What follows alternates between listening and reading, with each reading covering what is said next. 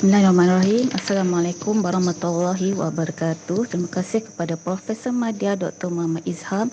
Saya Nur Syahadah binti Abdullah akan membentangkan kertas konsep yang bertajuk Peranan dan Cabaran Pemimpin Pendidikan Menghadapi Perubahan.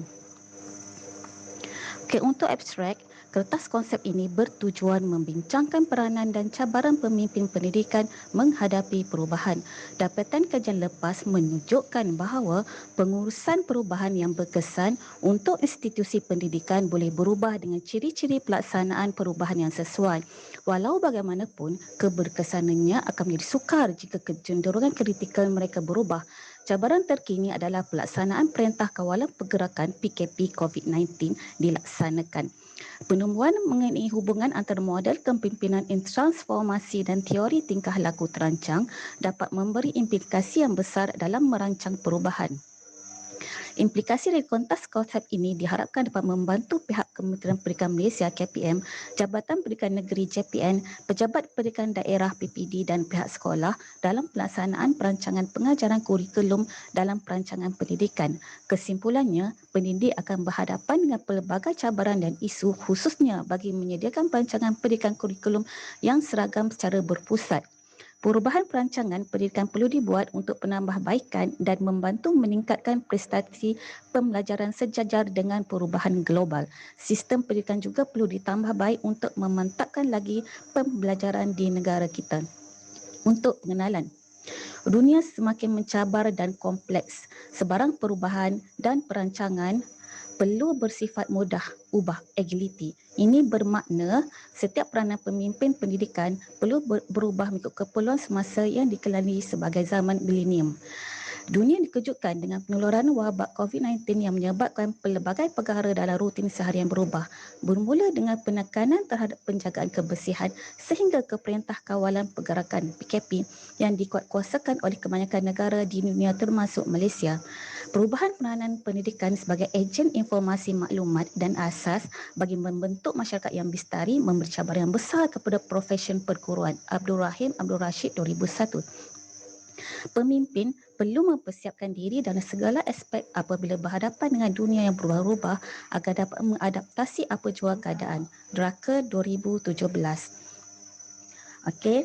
Untuk kertas konsep ini, saya akan membincangkan mengenai teori tingkah laku terancang. Azjen 1991. Tingkah laku terancang merupakan tingkah laku manusia yang dikatakan sebagai suatu tahap keinginan dan perubahan tingkah laku untuk melakukan sesuatu tindakan tertentu terhadap sesuatu perkara bergantung kepada keadaan tertentu. Azjen 1991. Teori ini menerangkan mengenai tingkah laku dan kecenderungan seseorang. Teori tingkah laku terancang mempunyai 3 elemen yang utama, iaitu sikap, yang kedua sokongan interpersonal dan yang ketiga kawalan tingkah laku. Tumpuan utama bagi teori ini adalah tahap keinginan yang mendorong tingkah laku yang hendak dipamerkan. Okay, dalam kertas kos ini, antara model yang boleh diketengahkan ialah model John P. Cotter 1996. Okay, model ini berfokuskan kepada perubahan kepimpinan ianya dimulai dengan mewujudkan a sense of urgency dan mengakhirinya dengan menyapadukan perubahan ke dalam budaya sesuatu organisasi.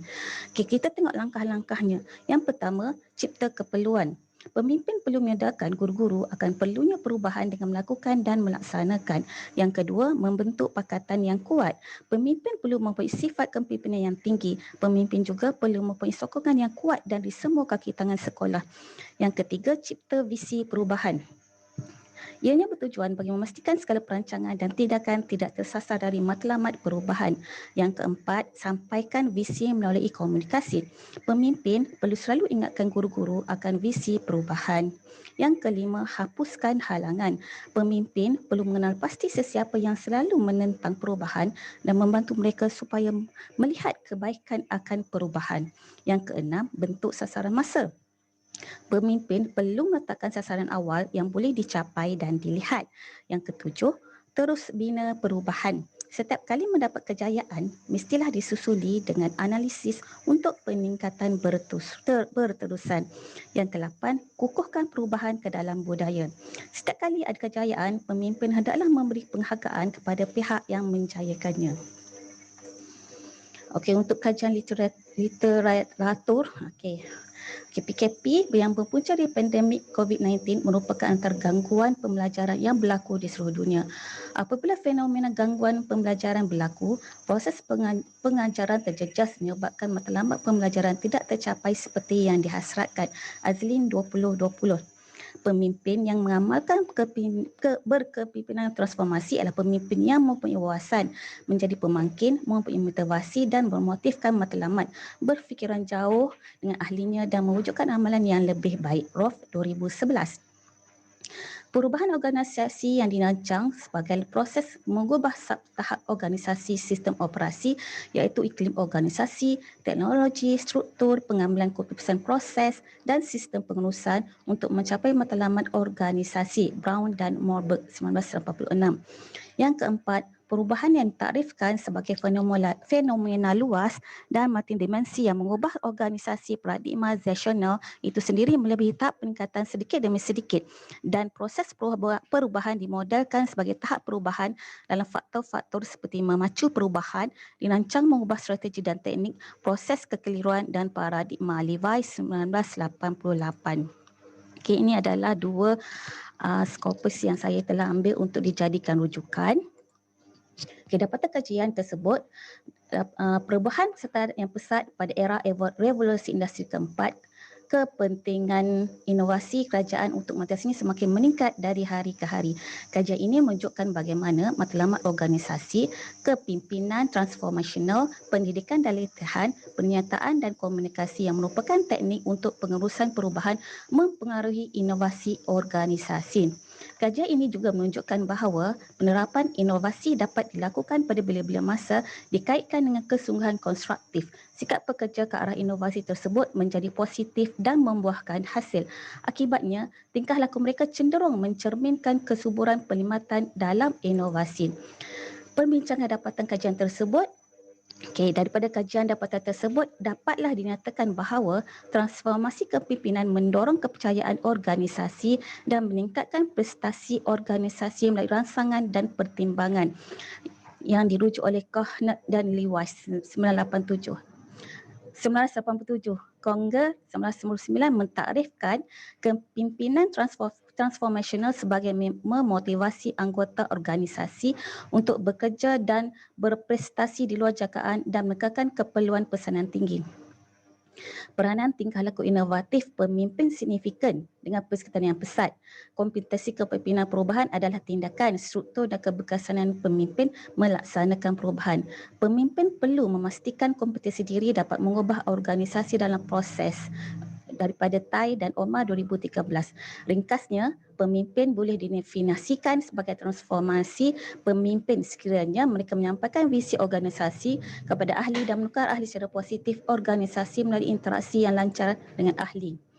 Isu-isu di Malaysia yang berkaitan dengan perubahan. Cabaran melaksanakan PDBR. Jurang digital, kekurangan peranti dan tiada peranti di kalangan murid, terutamanya murid sekolah rendah dan murid di kawasan luar bandar atas faktor taraf hidup. Bagi keluarga yang ramai, terpaksa berkongsi peranti untuk kegunaan PDBR. Internet yang terhad atau tiada capaian internet bagi keluarga B40, internet agak terhad untuk kegunaan PDBR secara online setiap hari. Bagi mereka yang berada di luar bandar, kemungkinan tiada langsung capaian internet di kawasan mereka. Masih ramai lagi guru-guru dan murid yang kurang berkemahiran dengan penggunaan digital dan aplikasi TMK. Yang kedua, gangguan pembelajaran akibat Perintah Kawalan Pergerakan, PKP. PKP yang berpunca daripada pandemik COVID-19 merupakan antara gangguan pembelajaran yang berlaku di seluruh dunia. Apabila fenomena gangguan pembelajaran berlaku, proses pembelajaran terjejas akibat menyebabkan matlamat pelajar tidak tercapai seperti yang dihasratkan.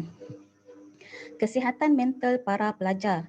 Masalah kesihatan fizikal, mental dan emosi akibat terkurung apabila tidak boleh keluar rumah, berjumpa rakan beriadah. Kena biasakan diri dengan norma yang baharu. Yang akhir sekali, peperiksaan awam tentang peperiksaan awam. Okey, UPSR dimasukkan sepenuhnya, PT3 dibatalkan. Kementerian Pendidikan Malaysia memutamakan untuk memasukkan ujian penilaian sekolah rendah UPSR mulai 2021, sementara pentaksiran tingkatan 3 PT3 bagi tahun 2021 dibatalkan. Peperiksaan awam lain sejak pelajaran Malaysia 2021 akan ditangguhkan ke tahun 2022. Implikasi terhadap sistem pendidikan di Malaysia. Okey, untuk dasar, menilai dan mengubah semula dasar yang sedia ada sesuai dengan perubahan isu semasa di negara kita dengan memusatkan tumpuan kepada kepentingan keberkesanan pasukan kerja serta peningkatan keberkesanan sekolah secara komprehensif. Yang kedua, KPM menyediakan platform portal pembelajaran yang bersesuaian dengan seperti webinar dan EduWeb TV. Yang ketiga, latihan, panduan dalam pembinaan model perancangan berasaskan konteks dan budaya Malaysia. Kepelbagaian penggunaan aplikasi TMK seperti Google Classroom, WhatsApp, Telegram, Google Meet, video conference dan banyak lagi.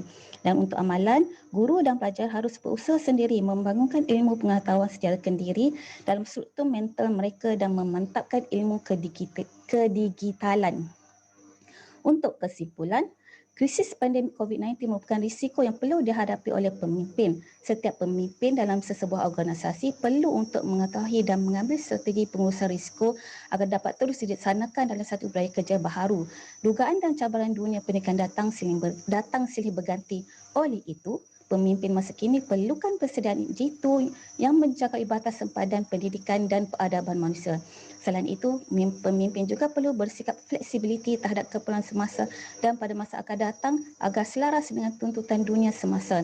Kerjasama dan sokongan daripada pelbagai pihak berkepentingan amat diperlukan kerana jatuh bangun pemimpin terletak kepada sokongan persekitarannya. Seterusnya, aspek yang berkaitan dengan pengurusan risiko perlu diterapkan dengan berkesan agar kesediaan dan tindakan pemimpin di semua peringkat KPM lebih efektif.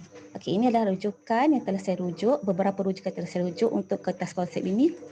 Sekian, terima kasih daripada saya. Assalamualaikum warahmatullahi wabarakatuh.